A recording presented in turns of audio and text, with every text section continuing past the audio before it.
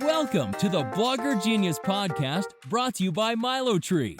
Here's your host, Jillian Leslie. Hello, everyone. Welcome back to the show. Before I start, I wanted to let everybody know that right now, David and I are in the midst of our current 6-week blogger coaching group, and we are going to start our next one at the beginning of August. So I want you to pencil that in. I'll be telling you more about it as it gets closer, but I want you to just put that in your mind, because if you are a blogger or an online entrepreneur and you feel like you are stuck, or you feel like you don't know which way to go, you definitely want to join our next group, because we, as I say, we roll up our sleeves. We not only dig into your site and optimizing your site, because of course David is a technologist, but we teach you strategies and we hold you accountable. So during this 6 weeks, you're not just learning, you're building your business with constant feedback from us. So there are weekly assignments to move you forward, and you develop the skills as you're building. It's really awesome. So just remember, beginning of August, this could really be a game changer for you. For today's episode, I have my friend Kate Doster back on the show. She was one of my early guests. She is an email marketing expert, and she is a hoot. I just love her on the show. And we are talking about what is working in email marketing today. You know, things are always changing. There are always new trends, and she is so up to date. I really think you are going to get a lot out of this episode. So without further delay, here is my interview with Kate Doster. Kate, welcome back to the show. Hi, everybody. I'm so excited to be here. I cannot believe it has been that long. We were just chatting before we hit record. I'm like, what? It's been like 2 years. I know you were one of my early guests back in the day talking about email, and now here you are again, and we're going to be talking about email, but really how email has evolved and what's working now. So will you give a little background on how you discovered email, how you got good at email, and what you love about email? Oh my goodness. I can go on and on and on. I've told Jillian, I'm like, just cut me off because I could blabber on and on about this topic. So I'm Kate Doster of katedoster.com, as you guys heard in the intro. And I actually fell in love with email before I had started this particular iteration of my business. I was a copywriter with a W, so not an R. An R is where you handle legal contracts. And if someone's, jacking your stuff, that's not me.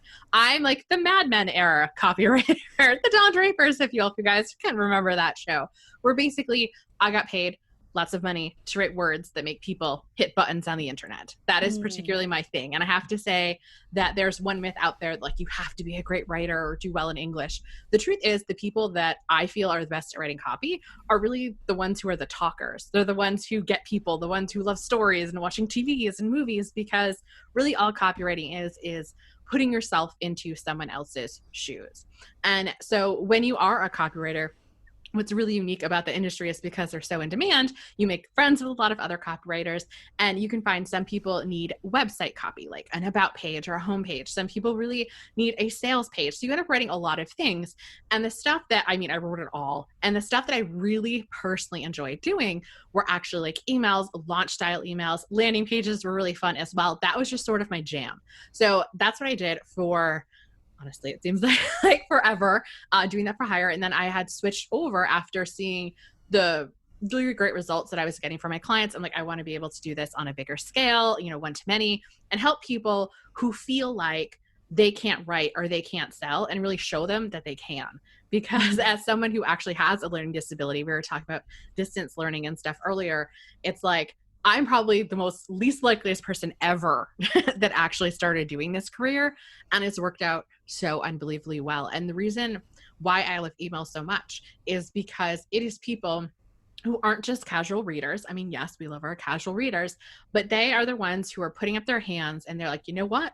I want more help with whatever you are teaching, whether it is how to save money, whether it is chicken recipes, whether it is interior design. And that means that those people are actively looking for solutions. They're action takers, and that's what we want. And with email, it's like, yeah, you can put a blog post out there and maybe somebody read it, maybe somebody won't. But with email, it's like, these people are excited. We want to say at least excited to learn about interior design, to get better at Canva. And now all of a sudden you have this group of people that want to hear from you about a topic that you genuinely enjoy talking about. And it's just magical. So you can be a little bit more personable in emails. You don't have to write super long ones. You can write long ones or short ones. You can weave in some personal stories that say you just don't feel comfortable posting on social media, but you know what, my subscribers, they're my inner circle. So I'll go ahead and I'll share freely with them. So that's why I love email. And of course, obviously we could roll out the statistics about how much more money you can make with an email subscriber than you could for somebody on Instagram or Facebook. Like, it's ridiculous how, you know, for every subscriber, it's like $30 for every $1 spent. So they are just a more candid, active audience, and you get to be more yourself with them. That's why I love email. I love that. It's that intimacy. It's that connection. Mm-hmm. So what would you say then? So let's say I get somebody on my email list. Mm-hmm. How do I keep them captivated? Now, what I've read is once you first get that person on your list, that is when they are the most valuable to you. Do you agree with that? That over time, they might get kind of bored or they might forget who you are. But it's like if you can really capture their attention at the beginning, you will be much more successful getting your message across, selling to them, engaging with them. What's your thought about that? Okay, so my whole philosophy, especially with email marketing, and you hear this, it's like the polar opposite of like funnel hacking and all of that, is to treat people like people. So I think that everyone is valuable on my list, whether they've been on there for 5 minutes or whether they've been on there for 4 years. So you will see natural trends where people tend to maybe stop opening after a little while. There is statistics out there, like in your welcome series, you can expect there to be some natural drop-offs. And that I don't necessarily think is a reflector of you as a sender. It's just someone's commitment to actually making a change. I mean, we've all been on like a diet and that first like 2 weeks were great, but then that one Thursday comes up and we're just like, oh, but the dunk sounds really good right now and I could go for that iced latte. You know what I mean? So I think that people, not because of you, but in general, sort of lose their momentum and their enthusiasm. So it's your job to really keep it there. So that's why it's so important. I think where you were getting at, where in those first couple of emails, those first interactions, the interaction on your thank you page, which I'm sure we'll talk about because I get on my high horse about thank you pages in a minute, you want to use every opportunity to show them, I see you, I get you, we're going to get through this together. And then people are just like, yes, take all of my monies, all of my monies. It is when you speak a lot in generalities, which I'm sure we'll talk about in a second, that's what's naturally going to turn people off. Ooh, like build the business of your dream. Like, you sound like a generic butt face. Nobody wants that. Well, what does that look like for your person? I love that. I love that. Okay, so we do coaching, and I have this wonderful group of women that I'm coaching right now. And literally, that was my message for today, which is, what is your special sauce? So you're a lifestyle person and you want to teach people how to simplify. And I go, what is it about your life that you've simplified? What is it about your relationship that you've, done conflict resolution? Like, I want you. I don't want generalities. And it was like, I think we think that's what it's supposed to be. And I go, get specific, get real, get human, and talk to people from that place. 110%. I think that what happens to a lot of people when it comes to writing emails in general, or landing pages or sales pages, or even blog posts, is that they have this weird mentality that if it doesn't come out on the keyboard as an immaculate sentence, it's awful. And so that's why they just default to a generality like build a business of your dream or simplify your life. You need to have that awful sentence of build a business of your dream, simplify your life on paper. So that way you can go ahead, and we call it editing in the awesome. The people that write the best messages are actually editing in the best messages. It is asking yourself, okay, I'm going to help them build the business of their dreams. Well, what does it look like for my person, being the key person? So like for my person, when everybody could leave and go to the store, it was like they could slap down their debit card at Whole Foods and not care at all how much it costs. Like raspberries for $9, it does not matter. For other people's building the business of their dreams, it might be that they are on a sandy beach and they have a team of remote workers. For other people, it could be that they have Ferraris or Teslas, or that they can go to Paris whenever they want to, and they've got Gucci and designer bags and all that sort of stuff. So it's knowing, what does that actually look like for the type of people that I want to hang out with. That's literally what it comes down to. What does it look like for the type of people that I want to hang out with? Oh, I want them to love simplifying, but in a way that's like this or a way that's like that. And then it's like, oh, okay, there we go. Absolutely. It's a little bit like a color, like you want to color it in the color, not just like the outline, but actually go for the colors, because and you might choose warm colors and somebody might hate warm colors, and you know what, they're not your audience. Exactly. So 100%. it's like, okay, I love, let's say, orange, and people hate orange. Well, I'm going for orange, and I'm going deep into orange because I'm going to find those orange lovers out there. So I don't have to do a rainbow of colors. I can get really specific about not just orange, but what I love about orange. And that I love oranges. By the way, the orange isn't even my favorite color. But you know what I mean? Like, I'm going to go for who I am and attract the people who love what I love, or see the world the way I see the world, or have the same vision that I have. And so I feel like that the more specific, the better. I would 100% agree, because it also, when you tend to get more specific, and no, like, I don't need to know that, like, what kind of car she wants to drive or any of that stuff per se. But when you get really specific, then that also alleviates that, well, what if they don't get results mentality? Because if you are trying to help someone who has the same general core values as yourself, and maybe it's completely different because maybe you have changed. So maybe you want people that more resemble like where you're at now than where you used to be. It eliminates that imposter syndrome, because it's like, oh, well, if Jillian, if she really values mindset and energy work, then I know that I can talk about limiting beliefs, and I can have my first module be all about getting over your fear of selling by using this modality. And I know it's going to work for her because that's what she's into.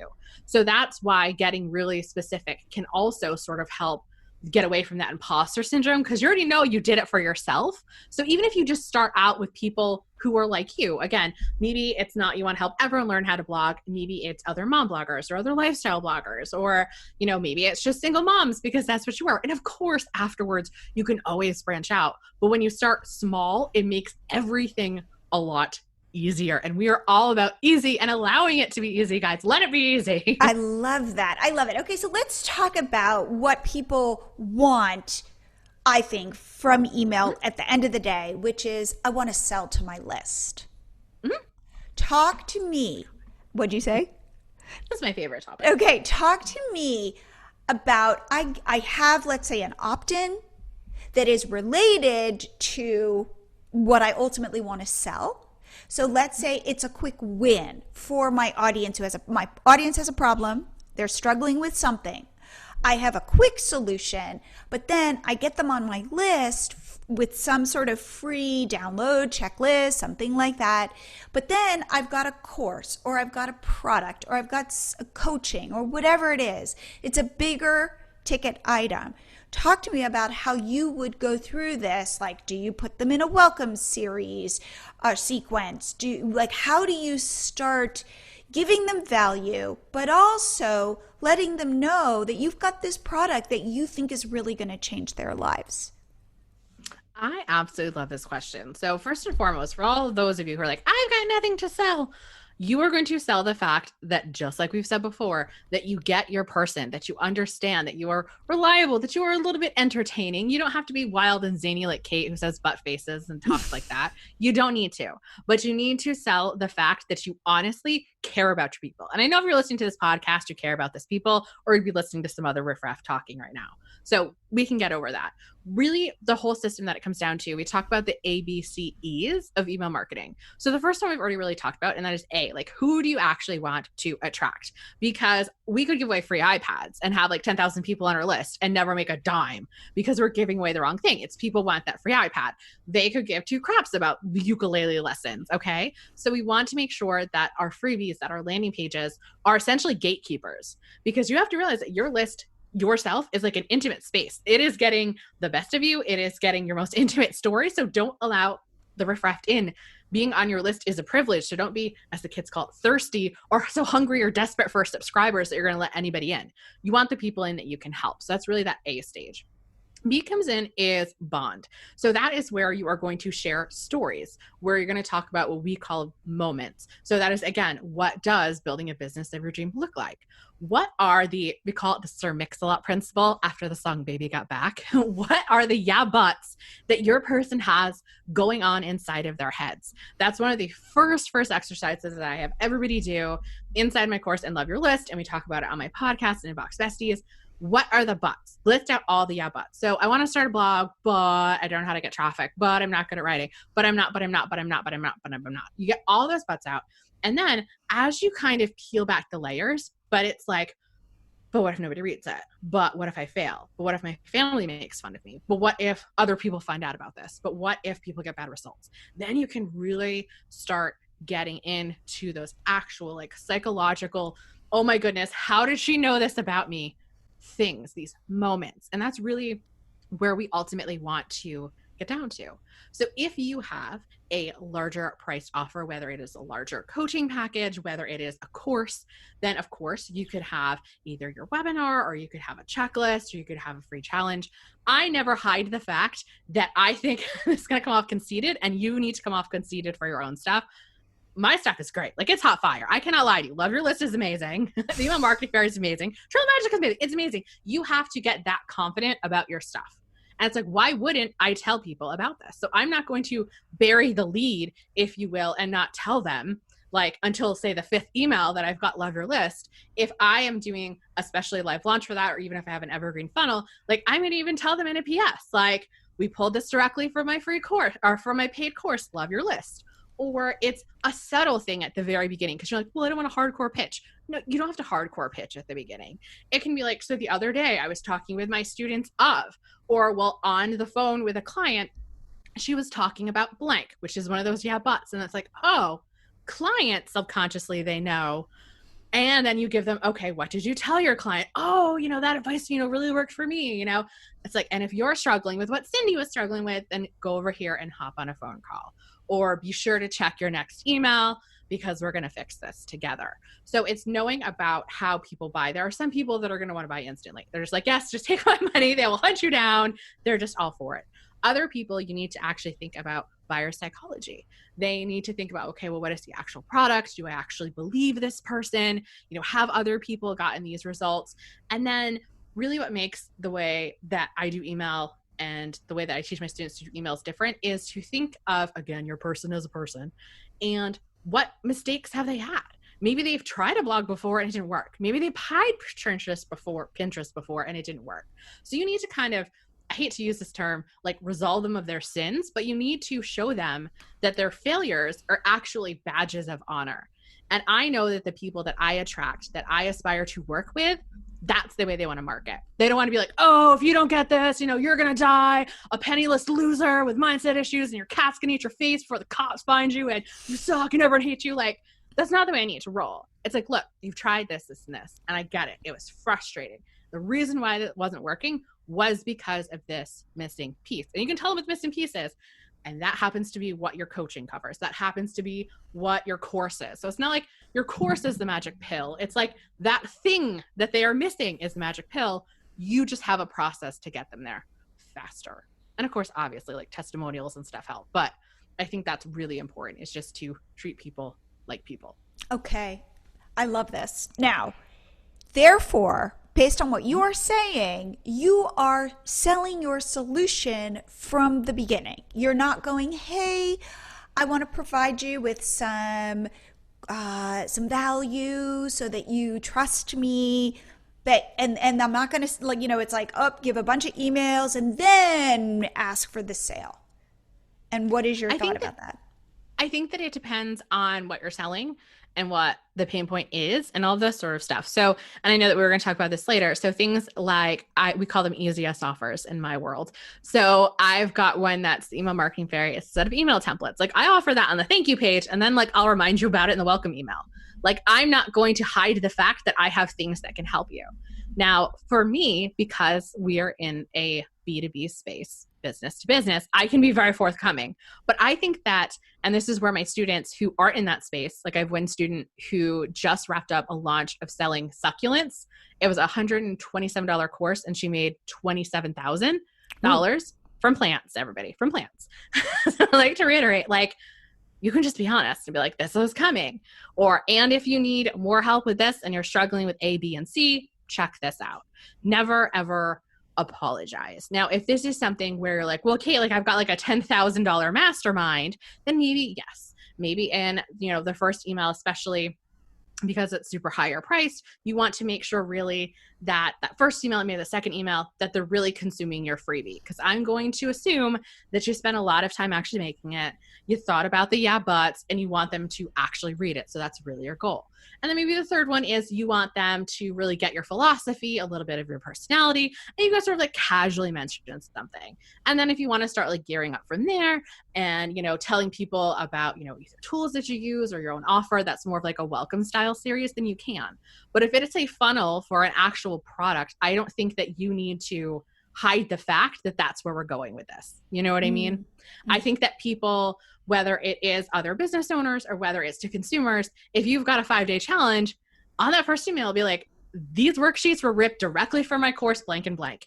You don't have to link to it. You're not telling them what the price is necessarily if you don't want to. It's just so they know at the beginning. They're going to see the subtle branding at the bottom that it's for this other thing. So maybe they're going to look for it. Maybe they're going to email you back. And then you can sort of ramp it up, I wanted to take this break to talk about MiloTree, the pop-up that you install on your blog. Right now, we are all in this world where we want traffic. I personally think one of the best ways to get traffic is through Pinterest, and I've talked about it many times on the podcast. Well, guess what?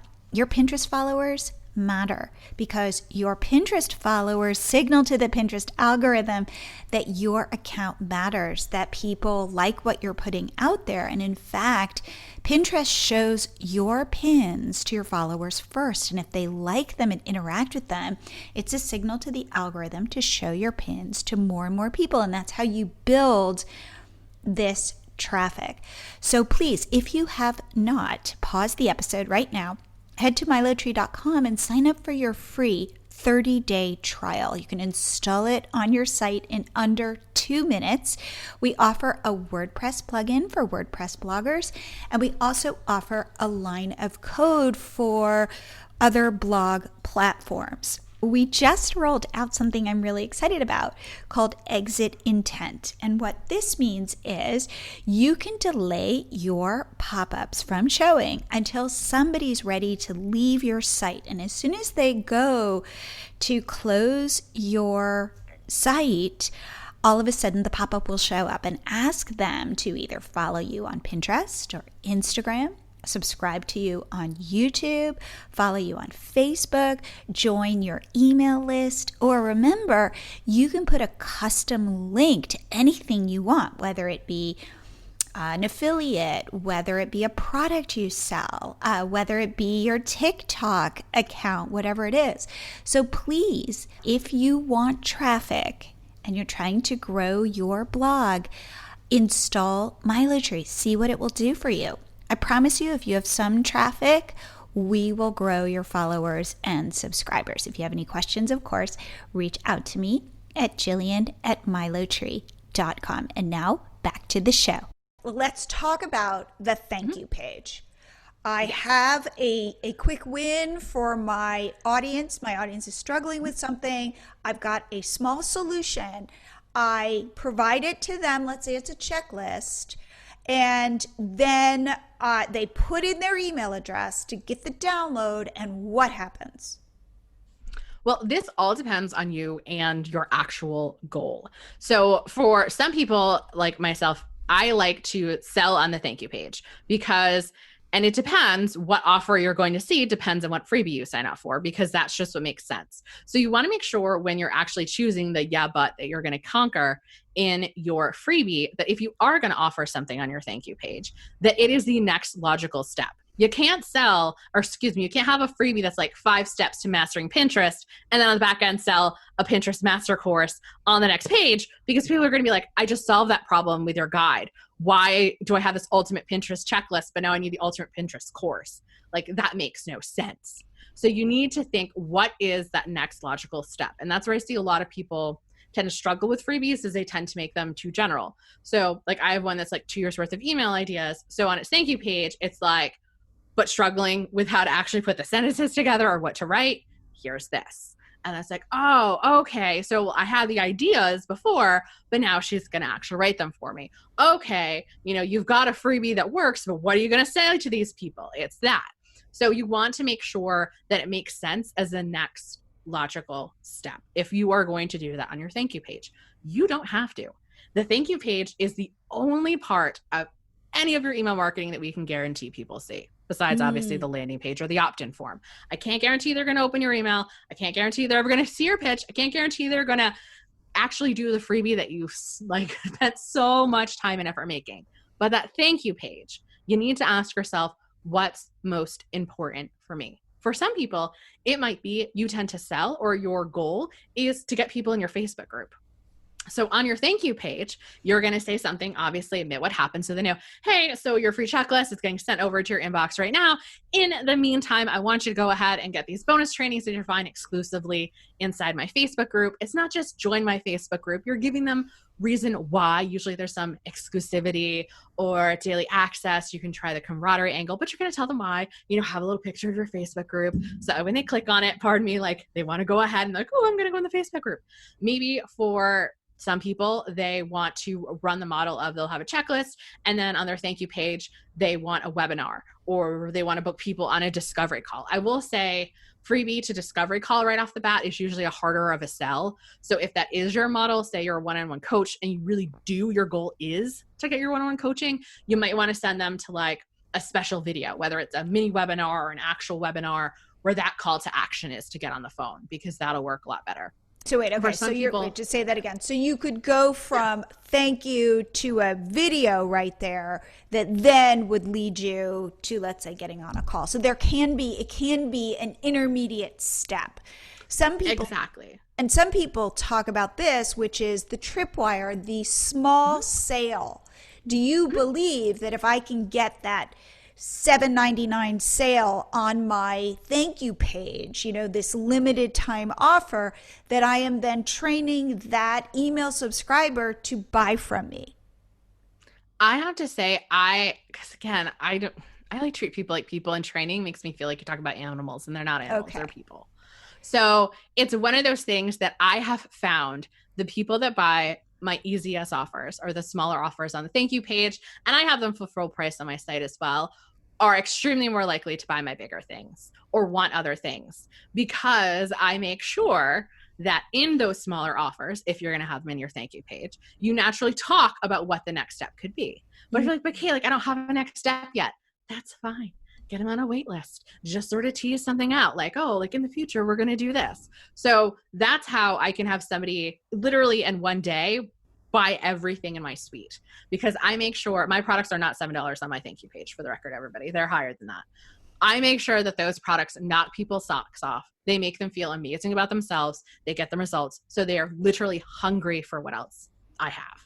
And that's really the key when it comes to setting up these offers on your thank you page. You want to make sure that it's got, some type of done for you element, because people love done for you. You can have videos. It could be courses. It could be an ebook. It could be something tiny. It's so that way, honestly, you're taking away the fear of what it's like to give you money. Because unfortunately, we've all bought courses, or we've all gotten downloads that have been hot garbage. And people do not want to feel themselves like hot garbage, or, oh, I got duped again. I was such a moron for buying into this. So we want to make sure whatever we're putting on that thank you page, I know this gets tossed around so much in our industry, but you could literally charge at least 10, almost 100 times it, because you want to knock their socks off in that experience. So personally, that's what I like to do, because again, like I said, it takes away that fear for you as well. That offer on your thank you page, you can offer it later on in your welcome series. A welcome series is something that's a little bit more general. You're kind of just like showing people around at a party. It's like, here's some blog posts. Here's a guest post that I did. Oh yeah, here's that EZS offer we talked about. You don't have the discount, but it's still here and it's awesome. Or you give them a little less of a discount. Whereas a funnel is like, you say you have this problem. I know that this bigger product is your end game. So every email you're going to get is either going to point you right to that end game, right to that course, right to that thing, right to that thing. Got it. Okay. So let's talk about then the welcome series and how many emails should it be? And I know there aren't hard and fast rules about this, but what do you recommend in terms of I like that idea of like, I'm showing you around here and I'm giving you value. We're getting to know each other. I know I understand where you're coming from. I think that's a big thing you're trying to communicate to this new email subscriber. And so how long do you recommend kind of this welcome series? So you're going to love this answer too. It depends, and it depends on kind of you and yourself.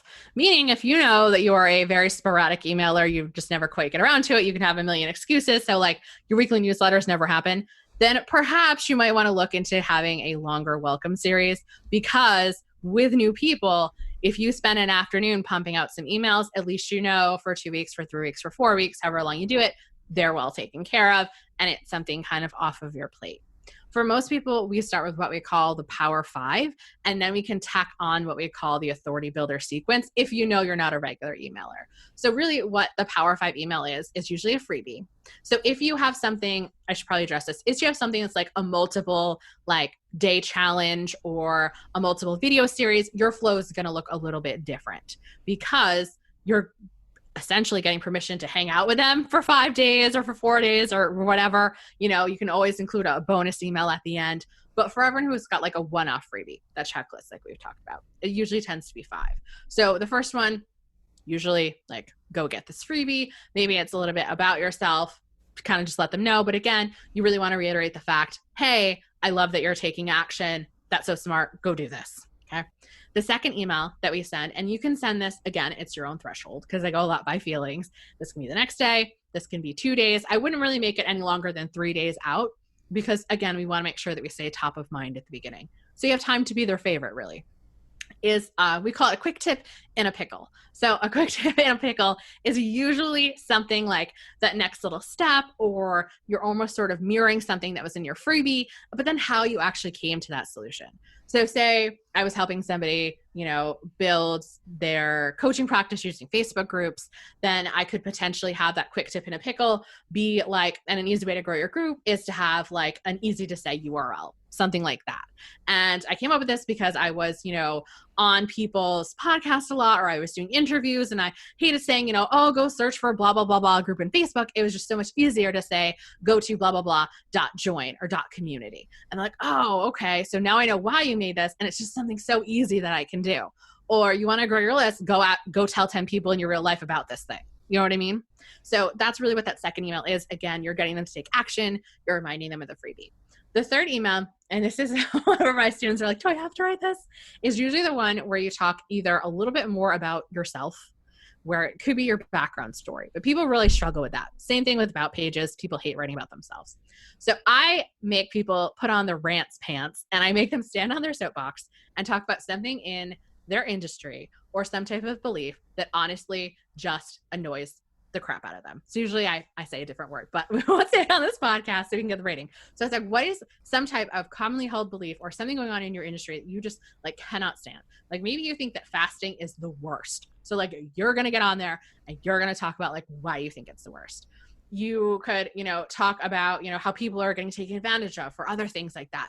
Really, you want this email to be polarizing. I think that's why it's really scary for people because they're like, I don't want to offend anybody. Because again, I deal with good-hearted people. It's like, you're not.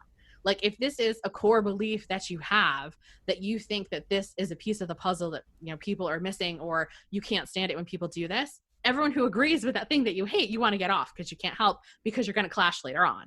So it's like, that's really the email. And I feel you that people have a much easier time complaining than they do writing about themselves. So that's really what the rant email is.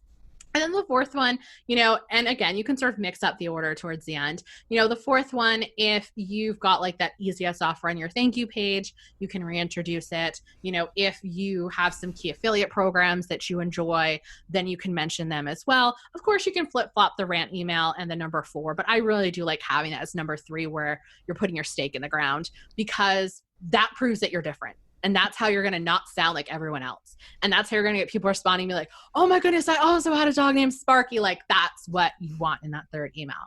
And then the fifth one And this one is optional because some people get a little bogged down by the tech, but I always like to ask people a little bit more about themselves. So we call it the Harry Potter email versus the sorting hat from Harry Potter, where essentially you're going to ask people to sort of click a link to describe something about themselves. So it's like, I'm a beginner, I'm more advanced, I ate dinner over my computer, which would equal you've got no time. I'm just getting started into organization. I'm a clutterbug. I can't throw things away. So the reason why we're doing this, and any email service provider can tell you how to tag people based on a click. You are going to have to create some type of thank you page. Technically, it could be any thank you page. We're just like, thanks for letting me know. You can have other blog posts there. You can tell people, again, go to your thank you page. Give them a next step because people like it. And then you can choose what you want to do with that information. You can decide, you know what, I know I never email. So anybody who tags themselves as a beginner, I'm going to send them into this educational series that I have just for beginners or advanced. Or what I tell my students, especially when they're first getting the system going, is we're just using this as a survey to figure out who you are attracting in the first place. Because no one really looks to fill out surveys, even when you give them Amazon gift cards, but they just don't. But it's like, oh, I didn't realize that so many people were coming to my list were so beginners. I need to make sure that I have more beginner content. Or, oh, I didn't realize all these people were like this. So I really give them 3 choices. Try not to go more than that because people get confused. If you can do 2, kind of even better. And then you'll be able to go from there because your emails afterwards that you can send, that you can talk to, the content that you create can be like, oh, how does she know that's what I was having an issue with? Because people unsubscribe when they're getting things that aren't relevant. You know what I mean? So that's really sort of the first 5 emails. It's a lot of stuff they're kind of packing in like the first 2 weeks. But again, technically you could do it in 5 days if you wanted to. Most people like an every other day send schedule. It's ultimately up for you. And then you can decide if you're going to, after that 5th email, put people into your regular weekly newsletter because you've kind of laid out the red carpet already. Just tell them that. It's like, oh, and the next time we chat, it might be tomorrow. It might be 5 days from now. Again, honesty. Because you're going to be transformed over into whatever you want to call your newsletter, weekly boss notes or she who cleans club or something like that, where I'm going to give you even more information to blah, blah, and blah. I'm like, oh, okay. As long as they know it's coming, they'll be happy. I love that. I think that is very powerful. If we're now talking about, people love this idea of opening a cart and closing a cart. Mm-hmm. And they do it via typically email.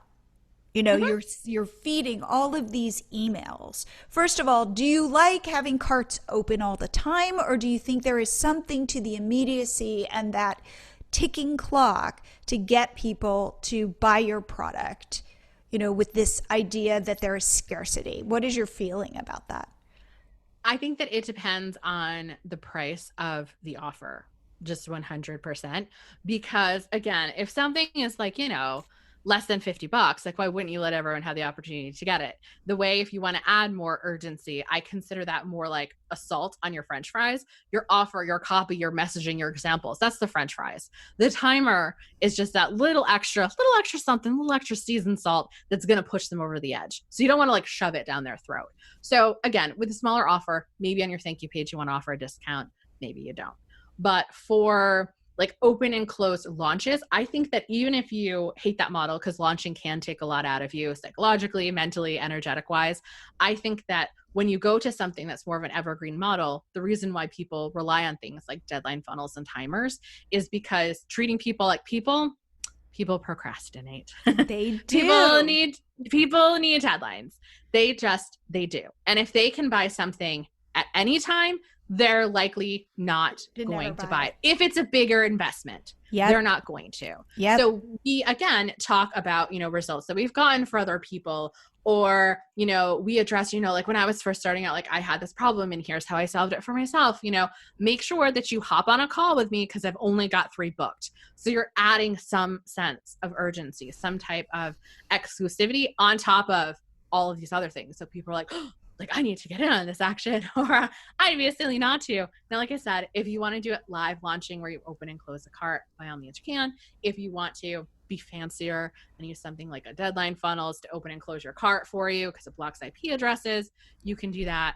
If you feel in your guts that you'd rather just have your $200 program open all of the time, then I think in your marketing every once in a while, you're going to have to come up with a reason for people to buy now, whether that is a special bonus, whether that is a discount offer, whether you're, just throwing in like, oh, for the next 3 days, anyone who signs up is going to get a coaching call with me.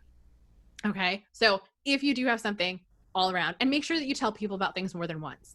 Like if you're just like, oh, like I have this thing, it's, the email marketing fairy, or we've got Milo, which is so amazing. And you tell them like once.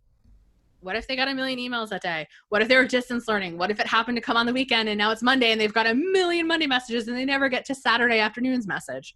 Don't do them a disservice by not being able to help them, by not telling them again. Got it. Okay, so let's do if I were to do an open close cart quick, because I know people get exhausted and it's a big undertaking. Is there a way to do a mini open close cart? Yeah, I think that you can definitely do a flash sale. You could do like a webinar. You could do a 4-day open. I don't think that there's any hard and fast rules. I think that what ends up happening is we see people, and I don't want to name names, so we see people and these big launches, and like they launch once a year and they're at it for like a month, and they've got all of these videos and all these blog posts and all of these quizzes and all of these like freebies and stuff. And it's just like out the wazoo. And you kind of forget, hey, I'm one person and they've got a fleet of 20. Okay, so you got to remember that too. So you're like, well, it's just me. What are we going to do? What are you the best at? If you really do like writing, then maybe you're going to have an email open launch where essentially you're going to run a flash sale, or it's even just a promotion to bring people's attention to the product. So even if you don't have a bonus that you're taking away, or you don't have a discount that you're offering, it's just bringing it to the forefront so people remember that you have it. And it can be, again, we'll call it a flash sale. It can be 3 days. I have usually a random launch. We call it random launch. It's usually in the summertime. It's like 4 days and we still make a killing. Like it's a webinar and then like a 4-day sequence, and that's it. And it's just like, it's fun. I personally enjoy webinars because I love teaching. I love the live aspect of it, but I realize not everyone's into that. So you might not be into that. So then don't do it.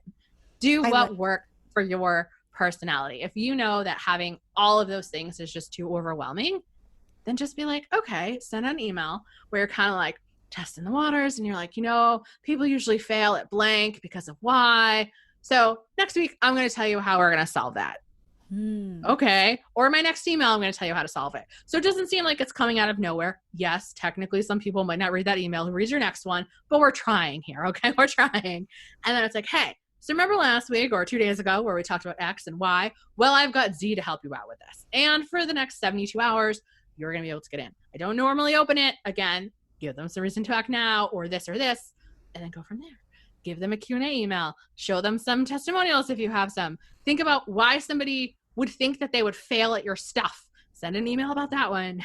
Don't say like, oh, you won't fail at this, but think like, oh, well, I could never do it because I don't talk about marketing, or I can never do this because I hate cleaning, or because, you know what I mean? Think of one of those. Send that as a tail end email. Send a last chance just to let them know like the ship's leaving without you. We love you, but it's going without you.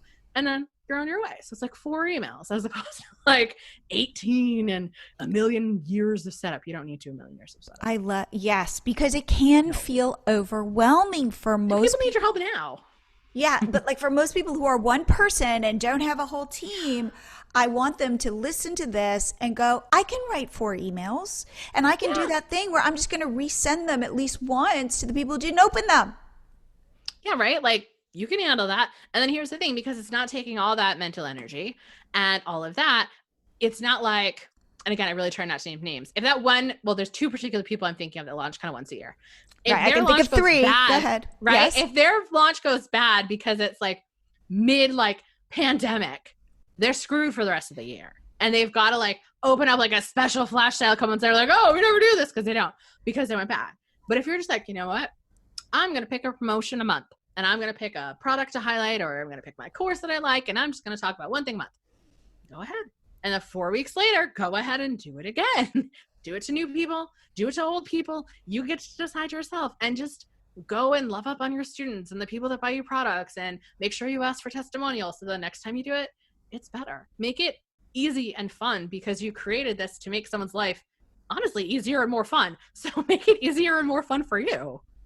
I think that is great advice. I think that what you always do is you make email, like, you know how you talk to real people? It's like you, though, talk to your audience or my audience like real people. Like, check in with yourself. If this is overwhelming, don't do this. Do it this way. What is the shortcut? You know, be honest and upfront about who you are, own that, and people will probably come along. Some people will come along with you for that journey. And I think, and test things out. Test things out. You don't know if you're going to like webinars. You don't know if you're going to like 5-day challenges. You don't know if you're going to like offering a discount. Try it. What I can tell you is if you only send one email, you're being a jerk. Because again, like we talked about, what about those people who just didn't get to your email that day? Like, that's not fair. Because maybe they need, and it's not like you're going to be like, buy my stuff now with all these exclamation points. You're going to have other things to say about your product and other ways to showcase it and to crush some buts if we've got them, and to showcase you can get results. So it's not like you're ever repeating yourself, but you do need to make sure that people actually know about it. I think that is amazing, amazing advice. Okay, Kate, I am so glad that you have come back on the show, that you have shared these like real strategies. I mean, literally, that you outlined, here's your welcome series. Here you go. Here are the 5 emails I recommend you send. And they don't have to be that hard. Be a human. Talk to people about their problems. Talk about their resistance. Allow them to feel the feelings of, oh, but I bought that old course and it didn't really work and I never really opened it and I feel kind of like I don't want to make that mistake again. Like, speak directly to that and show up for your audience. Like, what you say is, what I sell is really good. So at the end of the day, it is about solving this person's problem in a really solid way. I mean, that's kind of the fundamental piece. But if you can solve somebody's problem well, then you get to stand up on the rafters, like yell it from the rafters and tell people how great it is, and not be afraid to reach out and to email them. Exactly. And I'm a little different because yes, I could tell everyone like have like, you know, a $97 workshop and like, you know, and for some of my students, I say, go ahead and do so. But if you're like, okay, like I've never sold this before, I've never sold anything before, or I hate sales, I would much rather you price it lower than it probably should be and tell people that it's lower than it should be, get some people in there, rejig it, and then sell it again. And now you've got testimonials and people are happy because they get it. Like, I cannot tell you, like, we update like Love Your List constantly. It's now Love Your List 2.0. Somebody asked me if it was going to be 3.0. I'm like, probably not, because I really like the content. The email marketing fairy, like I love adding stuff to that. Trelloing for traffic got turned into Trello magic. Like, you can iterate things, but you've got to get people into the first iteration. And honesty is the key. So if it's a brand new product, you can let people know. Like, hey, so we're going to go through the 5-step system. I think systems are really important for selling, and we talk more about this in some other offers that I have, but it's like, you know, we're going to go through the 5-step system that I use to do blank, even though blank. So it's like, okay, so you take people through the first one, you find out that people, you know, get messed up with the fourth, you talk about your own results, you know, maybe you've got a friend or someone say something kind about you or about your teaching style, about that. You sell for, I don't know, $5, $10, $50, whatever you can get behind. And then there you go. Now you've got your first iteration. Now it's like, okay, now I can sell it for more money and I can do this and that and all of that. But just get people in there. Get people in there. Absolutely. I talk about this all the time, which is my concept of B- work. And what I mean by that is you want to put stuff out there quickly. And you do not want to dot every I and cross every T and make sure it's perfect, because it's going to change. Because you want to put it out there. You want to see how your audience responds to it. You want to then be able to iterate and make it better. So I'm not saying put out crap, but remember, B- is above average. So therefore, and you say, this is my first, you know, come along with me. I'm beta testing this. Pilot it. Woohoo. Yeah, I'm giving this away for half price because I want you to test it with me. Like, get real, get authentic, but get going. Get stuff out there and get used to selling. Like, see the when all of a sudden PayPal says you have, you know, a new subscriber or you've made a sale or whatever. Get used to that feeling, because it does become addictive. And It's true. You do start to go, hey, people are really valuing what I'm building or what I'm creating. And I do believe that success begets success. Exactly. And I think that as long as you have done something yourself and gotten some type of result, whether it is big or small, then I feel that that gives you a license to create a digital product about it or to offer coaching about it or things like that. Not really like our audiences, but I feel like other people's audiences, they'll like, go and take a course and they'll try to like regurgitate what some big name says. And like all of a sudden they come out this like, oh, I'm like a Facebook ads expert. It's like you've never run Facebook ads for anybody about anything. And now you're doing Facebook ads. That person's not in integrity. So they should never, ever sell something. But as long as you're like, well, we managed to not get hit by cereal boxes every morning because of the way that I organize the shelves. Like, I can talk about that. Or my kids are having less tantrums, so this is what I do with them and it works. Then you're fine. As long as you can say for yourself, it worked, then it's fine. And you'll find that a lot of people aren't like, they don't need like huge mega results from others, from yourself to want to be like, yeah, I want you to take me on this journey.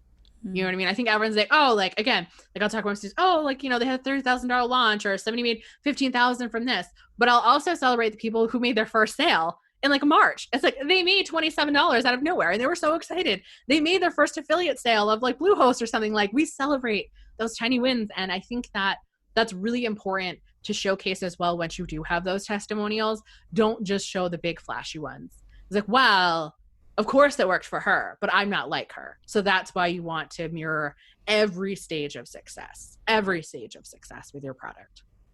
Okay, I think that is so, so valuable.